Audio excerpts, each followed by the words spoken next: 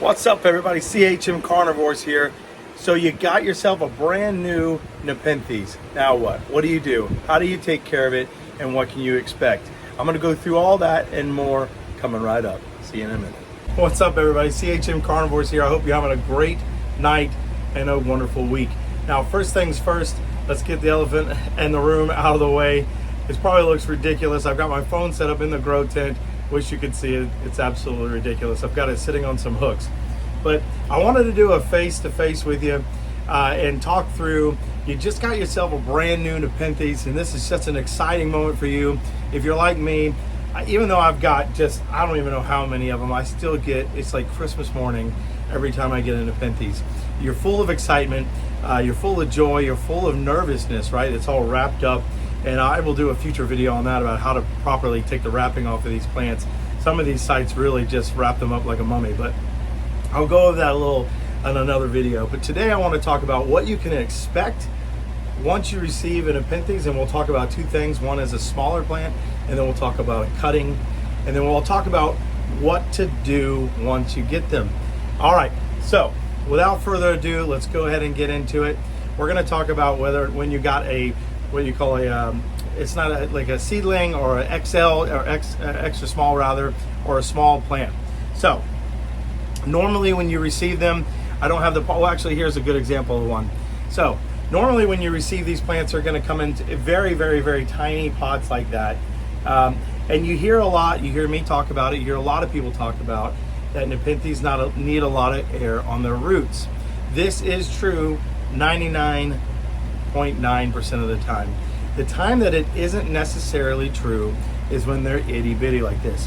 You have to think those roots are very fragile, so they need a lot of tuck in. They need to be nice and nice and tight, very compact. Also, they're going to be prone to dry out very, very fast.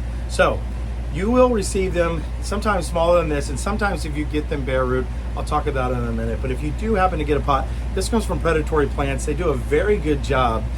They send out not only you the plant, which is bare root, but they send you the pot, and then they use sphagnum moss instead of packing peanuts for the packing medium, which I happen to really appreciate, being somebody that cares a lot about sustainability. Attaboy to you, Predatory Plants, for doing that. But I digress. So when you do get them small like this, it is okay to leave them in a smaller pot like this, and there isn't going to be a lot of air flow right on those roots, because this is going to be 100% sphagnum moss, no perlite in there. That is okay when they're small. And you'll also notice a lot of times, especially when they're smaller, that when you first get them in, the pitchers are going to either already be dead or dying. That's completely natural. Some of that is ship stress. A lot of that is just, Nepenthes tend to get a little bit cranky when you move them out of the environment they were in. Totally normal. The other thing you might notice, you'll see, it's kind of hard to see in the light, but the leaves that it comes with, a lot of times, especially the younger leaves, will die very quickly after you get it. Again, completely normal. Nepenthes are used to being, they're homebodies. They're used to being secure in their home, and that's where they want to stay. Some species are a lot more cantankerous than others about that, but for the most part, it is completely natural and completely okay that those leaves die back. With the smaller ones, you can do what's called bag acclimate. And so a lot of people, for instance, Carnivorous grows their plants in almost 100% humidity, and a lot of people don't have that ability, right? They don't have a grow tent. And even with a grow tent, I can't get that high, but they grow them in their house. So what you can do is called a bag acclimate. And that is, you simply, just like it sounds, you put the plant in the pot in a Ziploc bag, you spray it, and then you slowly open the bag. Just give it a little bit of air at first, and then over the period of about a week or two, you open that bag a little bit more and a little bit more. And what that does is called hardening the plant. It hardens it off so that when you take it out, it is now adjusted to the room temperature humidity. Now, I can make an entire video on smaller plants, and maybe I will in the future if that's something you want to see, about how to take care of them when they're small. But that is a good overview. That will set you up for success. Expect the plants, the pitchers that came with, to die off. Expect some of the leaves to die off as well. It's okay for them to be tightly packed in that sphagnum moss. As a matter of fact, it's advantageous, right? Those roots are prone to dry out very quickly. And you can bag acclimate. Now, if you have a grow tent like this, you don't necessarily need to bag acclimate, but it's still not a bad idea. Those are your smaller ones. Now, you might end up getting a medium-sized plant, or in this case, this would be considered a small. Now, it's going to probably come bare root. These companies are looking to save money, rightfully so. So a lot of them ship these plants bare root. And don't stress out about that. That's okay. Now, what they do is they pack sphagnum moss around the roots. They wet it really good, and they cover it with saran wrap. And so 9 times out of 10, your plant is going to be just fine. What you're going to want to do is very carefully remove that saran wrap. Keep the core sphagnum moss around that root. There's no need to change it. Find you a bigger pot like this, and even at this size, right? So this is probably twice the size of this one. Even at this size, I have 100% sphagnum moss in here, okay? I will wait until this plant gets about a medium size, probably something like this, before I will start introducing perlite and getting aeration to the roots. Some people may do it differently, and it also depends on the hybrid of the species. A lot of Raja hybrids, you're gonna wanna mix right away from the beginning with a lot of aeration, a lot of cocoa fiber, akadama, stuff like that. But let's just say that you did get this plant bare root. You wanna go ahead and open it up immediately. Keep that core on there, on the roots. Put it in here, you can tighten it. It doesn't have to be super tight, but just get it nice and packed in there. You can bag acclimate on these as well. I would highly recommend that you do if you don't have a grow tent. Give it a week or two, keep opening up, and it'll be just fine. And again, like always, you can see these pictures will die off.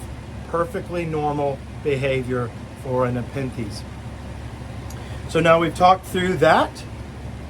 Now let's talk about cuttings. Now what a cutting is, and I've talked about this before in my videos, what a cutting is the Nepenthes, as it grows longer, will create what's called nodes. And nodes are these little tiny bumps that are at the base of the leaf that meets the stem. And those nodes will turn into a plant. Given the right conditions, the plant breaks, it decides to vine out. Or if you take cuttings, you can cut that out there, and what the plant will do is say, Mayday, activate a node, and that's how you get a cutting.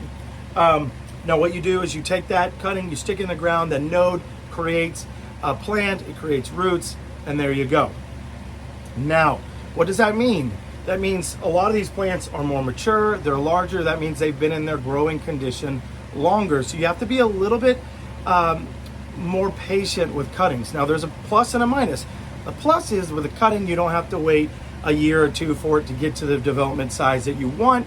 The minus is you have to be more patient because they're used to their surroundings, remember their home bodies, and now it's going to be different. I just actually got this cutting in, super excited about it. It doesn't look like much of anything right now, but this is going to be an amazing plant. So this little guy right here doesn't look like much. This is a truncata by Bongzo by Merliana. So think about the size of a Caesar, gonna be a little smaller than that, but the dark color of a Bongzo. So very, very excited about this one. I just put this in one of those pond baskets I told you about. And as you can see, I've got a lot of perlite in here. That's okay, right? Because this plant already has well-established roots. It has a nice ball on it, and so they're not gonna be prone to dry out as much. And so what I like to do is go ahead and put my sphagnum moss in some RO water, some distilled water, any water that's inert. Let it soak for a little bit. And then I squeeze out all that water, because you don't want to be waterlogged, remember. Squeeze that water out, and then I put my perlite at about a 50-50 mix, sometimes 60-40, depending on the plant. And you want to put it in the middle just like you would any other plant, put it around and tuck it in. Now you see it does not have to be very tight, right? When they're small, they want tight, compact spaces. The roots feel comfortable, they feel safe, and they're gonna grow and they're gonna stay moist. At this size, this plant has had plenty of time to develop its roots, and so it wants space. It came in a small pot, much like the second plant I showed you, and so its roots were really tight in there, and so I put it in here, and now it can stretch his legs and grow out. Now, with cuttings. Remember, again, you have to be more patient with them. As you can see, this plant has a discoloration on this leaf already. Some of that is where it came from with the grower. Maybe we didn't have the best light, but it also could be shock. Depending on where you get this in the country and or the world, these plants will stay in a dark box for a couple days, even up to a week, maybe even longer. And so they are going without sunshine for a long time and without that chlorophyll. So you can expect these plants to discolor on the leaves, maybe even die back. There's a good potential that this leaf will die back. We'll just have to wait and see. But that is perfectly fine, perfectly normal. If you see a little bit of wilting on your plant as well over the week or two, again, perfectly normal. It's stressed out.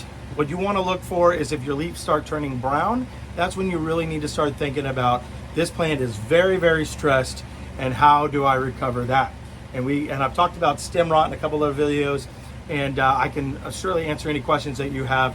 If you just leave a comment, I'd be happy to share that with you. One final thing I'll give you, because I want to keep this video short for you, is expect your plant not to produce any pictures for a while. As a matter of fact, expect your plant, especially if you get a cutting, to not do much of anything for a while. Depending on the size of the cutting, the maturity of the cutting, once you replant it, it may just sit there and be like, wait a minute, I don't know what the heck is going on. And that is perfectly fine. Again, these plants get very, very accustomed to where they're grown. And if you pull them out of that environment, they go into a complete shock, right? So they're just gonna assess the situation, take it easy, see what they can figure out, and go from there. Now, you'll notice the tendrils a lot of times they'll get like they're about to pitcher and then they turn brown, and that's so frustrating because you're like, oh, I just bought this plant, especially if you didn't go with pictures. I really want to see what these pictures look like. Be patient. It'll be well worth it in the end. That is all that I have for now. I hope that you guys have a wonderful day, have a wonderful week. I love and appreciate all the wonderful comments you've given me. You guys have been so supportive.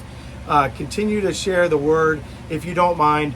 My goal at CHM Carnivorous is to get this, the word about these plants, garner interest, and get as many people collecting these plants as possible. They're amazing. I've collected plants my whole life.